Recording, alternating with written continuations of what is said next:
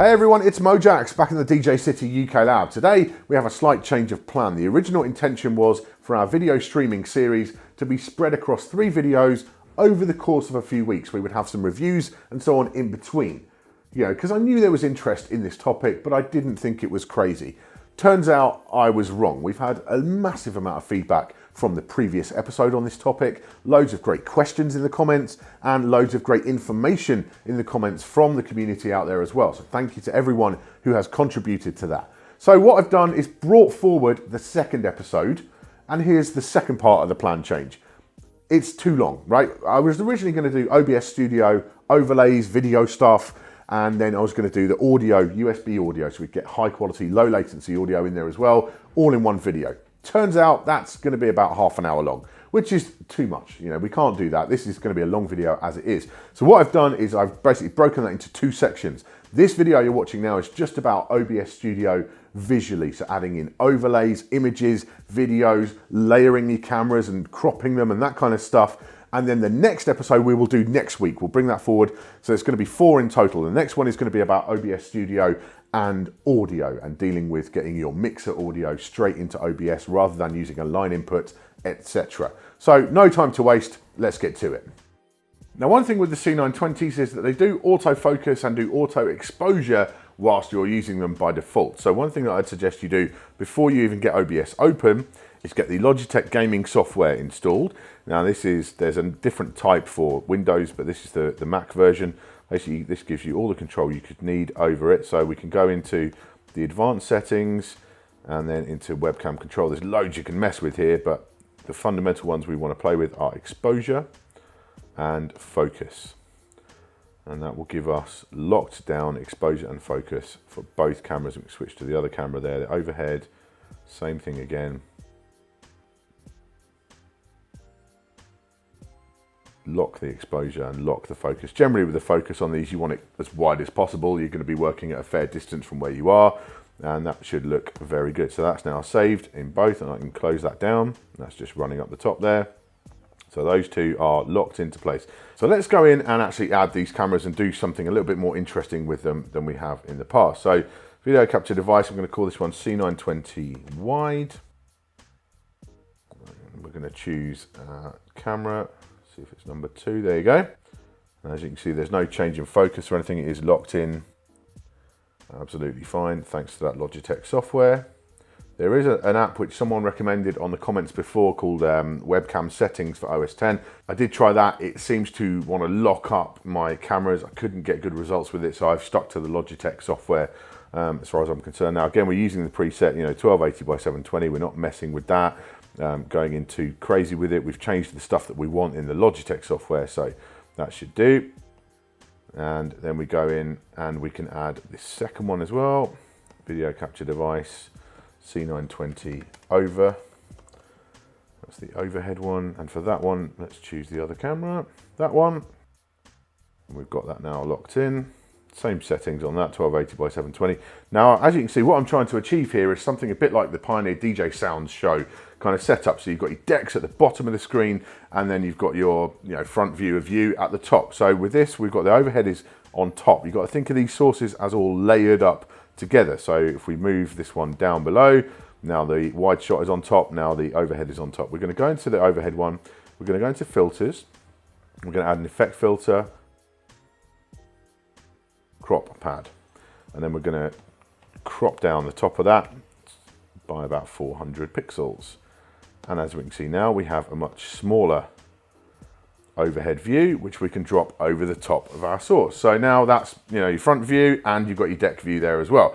Looking quite good as far as I'm concerned. Now, the other thing you might want to do is, again, to make it look like that Pioneer DJ Sound show kind of look, we might want to go into the overhead, and we might want to transform and just flip it 180 degrees, so you've got that proper overhead ahead of you kind of look, looking pretty nice. So that's, one way of working with that. Now, that doesn't prevent you, of course, from actually creating another scene, scene 2, and we could have just existing one there. We could have just our wide shot on that one, and we could have another scene, scene 3. We could add video capture device with our over, in there. But unfortunately with that, what you've got then is, this is actually cropped in all of the things it's set up in. We're using the same source, and whatever we've done with it, let's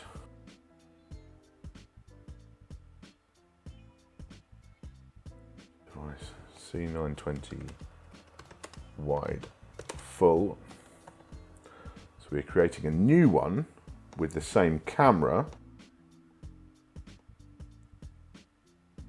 So we can delete that one out. And now we've got 3 scenes. We've got our overhead with the crop. So that's both of them together. We can then go out to just the wide shot, and we can go to just the overhead shot. So with 2 cameras, we've now got 3 different scenes on the go, which is a pretty interesting kind of concept to work with. So we immediately got a lot more variety in what we're doing within OBS. Now, there are more things we can do with this still. We can have, for example, let's add another scene in. In fact, we'll go back to the first scene. We'll add another source into here. We will add, at this point, an image. So we'll just go in and choose an image. And this is going to go over the top. So this is going to be a local file. So in my case, I've just saved it to the desktop, OBS, and I've done various overlays. Now, the way you produce these overlays is you use software like Photoshop from Adobe, and you produce a .png file with a transparent background. So you put your text or your image or whatever it is on a transparent background, save it as a PNG file, that will preserve the transparency, and then you have an overlay that could look something like this, for example. And you do it as the size of your overall canvas, so 1280 by 720, that's what you're going to work with in Photoshop as well. And there you go. So I can have a black bar with just my image there, or we can go in and change that to show you some others. One thing to think about, depending on what platform you're using, some platforms will put stuff in different places. So Facebook, for example, will put stuff in the middle. It's got the view counter in the middle of the screen. So this with my live there in the middle, that might not work too well. That might be getting cut off by Facebook's own overlay, or you've got chat down the bottom. You've got to do some experimentation, see what you're doing, and play with different options. But yeah, these are the ways you can work with it. Let's go and change that once more.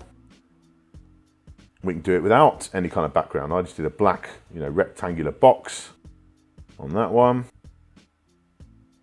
And now we've got just the text. Now again, think about your background. And this one, when I'm out of shot, there, the live part disappears, for example. So think about your colors, think about what's going to work for you. So that's that, right? We've got 2 cameras, we've got an overlay. I can add the overlay to the other scenes as well, and I'd have the same overlay on each as we go through them. But we want to do something a little bit different even more than that. We want to add in a video source. I'm going to go to scene 4, I'm going to add in a media source, and I'm just going to call this one video.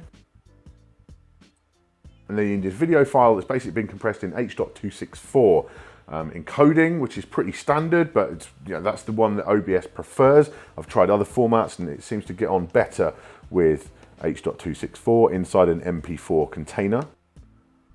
And then we loop that, restart it. Now, I found when I was using hardware decoding when available, that tends to not work for me. It doesn't, for some reason, the video doesn't come up properly. Again, we have advanced options for all this stuff.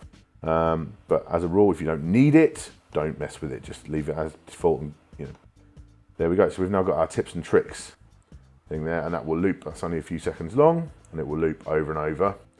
So this could be, broadcast about to start in 5 minutes, or, stay tuned, or whatever it is. Or if you're doing promotion for a night, or for yourself, you just want to have a, promo video of your logo, that kind of thing going on, you can switch over to that as well. So we can go between our different scenes. So I've got my main scene that I'm playing with there, and then I'm just going to cut over to my video, and that's going to go out over the feed.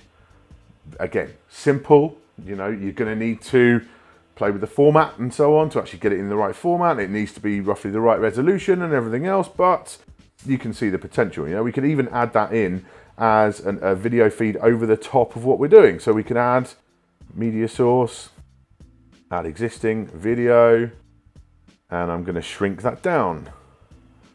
So I can have that running over the top. Now again, all of this will mess with your speed of what you're doing. This is the thing, everything that you add in. When I actually try and do a live stream on this machine, and I'm using a video file and cutting to that, it tends to slow things right down. It tends to throw my audio sync right off. So these options are there. If you have a powerful computer, by all means go for it. But in my case, this is a little bit too much, but it's worth pointing them out to you so you know what you can do. One final one, which is definitely worth looking at, is that you can actually even add a video with a transparent background. If you save it as a codec, such as animation codec with millions of colors plus, that will allow you to have a background that is transparent. So let's add a new one. I'm just going to call this overlay vid. Okay. And I'm going to go, it's another local file, and this is a file I used to use with Mix Emergency. I was doing video and visual sets back in the day. And this is, again, I'll just loop it, and this has got a transparent background due to being in that codec. And now you can see that one is over the top of what I'm doing. And whenever you switch over to that, it will restart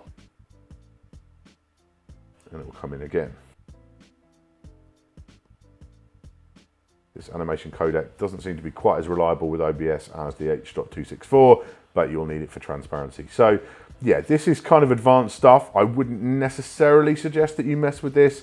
This is going to put a lot of demand on your system. As a rule, I would stick to static images for the bulk of your shots, but it's worth having some video, you know, to intercut every now and again. If you need to turn off the camera feed for whatever reason, you just want to have something playing in the meantime, it's a great option to have it there. You know, as I say, it does look extremely professional. And of course you can add on your image over the top and use that as it stands. So now we've got my overlay image all there working together. So yeah, loads of possibilities. You can move your video sources around as much as you want. You know, you can have them big, you can have them small. We can use this one and move that around, or move around your little one, you know. It's really entirely up to you. What I would suggest is don't make things too busy. I've watched a lot of streams where there's just too much going on, and in fact you can't really see anything that's happening. There's like a dozen logos around the side and everything else. I would suggest you're much better switching to different logos rather than having everything on the screen all at one time. For me, that's a little bit too busy, too much going on. So there you go, a bunch of ways to make your OBS Studio broadcast look slicker, more professional, and more visually appealing. Now that doesn't even cover it all. There are extra little topics that I could be covering with OBS Studio on the visual side, but I do want to move on to audio for the next main episode. So what I'm going to do is a number of short little tips over the next few weeks. So if you are not already following DJcity on Instagram at DJcity, or have given us a like on Facebook, make sure you go and do that, because over the next few weeks there will be some short 1 and 2 minute little clips of me taking you through a couple of extra little features with OBS on the visual side. But as I say, next week, all about audio. That's going to be the main topic. So make sure you are subscribed for all our future tips, tricks, and product reviews. I'll see you soon.